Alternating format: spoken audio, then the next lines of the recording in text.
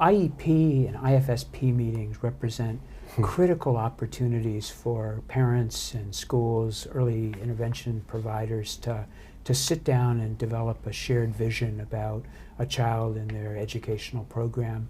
You know, do you have thoughts about how those moments can be most advantageously used? How much time do you have? Yeah, I think it's not they're not the critical. I mean, I think you used the term. They are the primary context.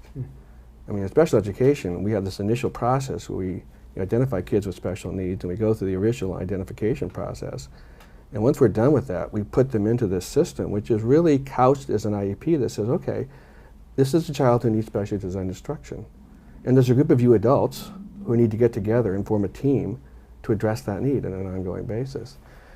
And so for me, that's sort of the other real focus for me professionally in the year coming forward, is that one of the questions that came up in Washington was when we were implementing IEP meeting facilitation, a group of us were talking about that, and we said, well, IEP meeting facilitation is a great idea. However, for many of us, we think the IEP process is in fact broken. And so to really overlay facilitation on what is fundamentally a broken system, it's sort of a Band-Aid approach. And I'm not saying IEP facilitation doesn't add value, it adds clear value. We got to move upstream. And I think that for many of us, the frustration for me is, and I was with the district in another state a couple of years ago, and we were having dinner, and one of the people at the table was lamenting that the number one metric they were being given for a good IEP is that it be legally defensible. And I'm just going, I don't think that was the intent of the process. I don't think the intent of an IEP team is to create a legally defensible document. And in fact, if that's our goal, then we've actually created a system, in my mind, that's fundamentally couched in fear. I'm afraid of you, you're afraid of me, I don't trust you, you don't trust me. So we're going to create a system that operates and it sort of acknowledges and just says that's okay. And I'm going, that's not okay, because if in conversations of fear, there's no possibility for conversations of innovation. And to me, specially designed instruction fundamentally is about innovation. But if I'm afraid to talk to you, to float ideas, to say in some cases, I'm really not sure what to do, what do you think? We're not going to have those conversations. So I think that one of our biggest challenges is that the fundamental context in which special education is designed and considered and developed is in that context. And I think that we've got to revisit and rethink the entire process.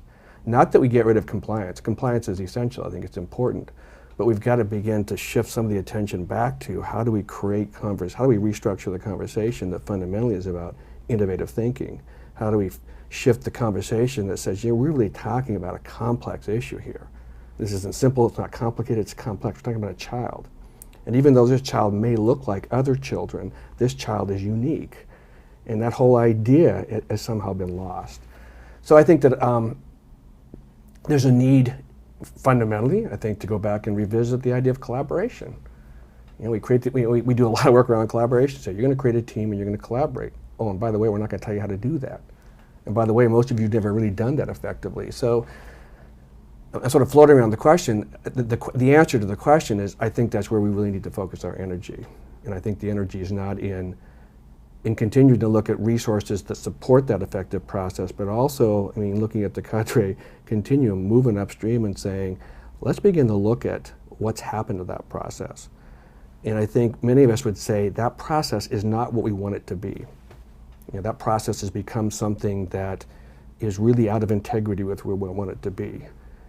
And coming back to the conversation we were having earlier, we're sort of at the effect of that process. And I think our choice is, let's be at cause of bringing that process back into integrity with what it was intended to be. A group of adults with diverse experience, diverse perspectives, and say, let's come together and talk.